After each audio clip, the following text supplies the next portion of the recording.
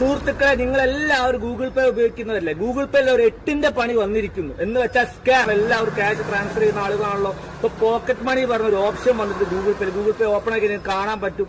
അത് വന്ന ആരെങ്കിലും ഉണ്ടെങ്കിൽ ദയവ് ചെയ്ത് ആ ആപ്പ് ഓപ്പൺ ആക്കാതിരിക്കുക. അത് ഓപ്പൺ ആക്കി കഴിഞ്ഞാൽ 10,000-20,000 ഉറുപ്പ്യ ഒറ്റയടിക്ക് നിങ്ങളെ കയ്യിൽ നഷ്ടമാവും. പിന്നെ ആർക്കാ ട്രാൻസ്ഫർ ചെയ്ത പോലും മനസ്സിലാവില്ല, അത് ഡിഡക്റ്റ് ആവുകയുമില്ല. അങ്ങനെ ഒരാൾക്ക് സംഭവിച്ചുകൊണ്ടാണ് ഞാനിപ്പോ ഈ ഓൺ വോയിസിൽ വരാൻ കാരണം. അതുകൊണ്ട് ദയവ് ചെയ്ത് ആ ആപ്പ് ഉള്ളവർ ദയവ് ചെയ്ത് അത് ഓപ്പൺ ആക്കാതിരിക്കുക. ഞാൻ ഈ പറയുന്ന വാക്ക് നിങ്ങൾക്ക് എന്തെങ്കിലും ഒരു ഇഷ്ടം തോന്നുന്നുണ്ടെങ്കിൽ പരമാവധി ആളുകളെ ഷെയർ ചെയ്യുക. അതിന്റെ ഒരു റിക്വസ്റ്റ് ആണ്. പ്രിയ സുഹൃത്തുക്കളെ, ഒരു കിഴങ്ങൻ മേളിൽ വന്ന് പറഞ്ഞതല്ല നിങ്ങൾ കേട്ടല്ലോ. ഇത് ശരിക്കും അയാൾ പറഞ്ഞത് പൂർണ്ണമായും തെറ്റാണ്. കാരണം പോക്കറ്റ് മണി എന്നുള്ള ആ ഒരു ഓപ്ഷൻ ഗൂഗിൾ പേ കൊണ്ടുവന്ന് എന്തിനാണെന്ന് പോലും അറിഞ്ഞില്ലാത്തൊരു അതൊരു കിഴങ്ങനാണത്.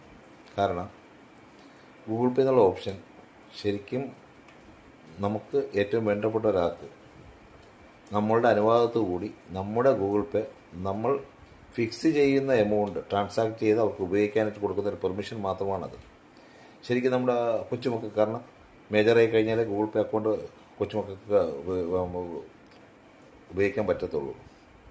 അപ്പോൾ അങ്ങനെയുള്ളവർക്ക് അവരെ ഫോണിൽ നമ്മുടെ ഈ ആപ്പ് ഗൂഗിൾ പേ ആപ്പ് ഇൻസ്റ്റാൾ ചെയ്തുകൊണ്ട് നമുക്കത് അവർക്കൂടെ ഉപയോഗിക്കാൻ പറ്റുന്ന രീതിയിൽ എവിടെയും പോയി അവർ QR കോഡ് അയച്ചു തരാനോ ഇതൊന്നും നിൽക്കാതെ നമുക്ക് ലിമിറ്റ് ചെയ്യാം അവർക്ക് എത്ര വരെ ഉപയോഗിക്കാം നമ്മുടെ അക്കൗണ്ടിൽ നിന്ന്.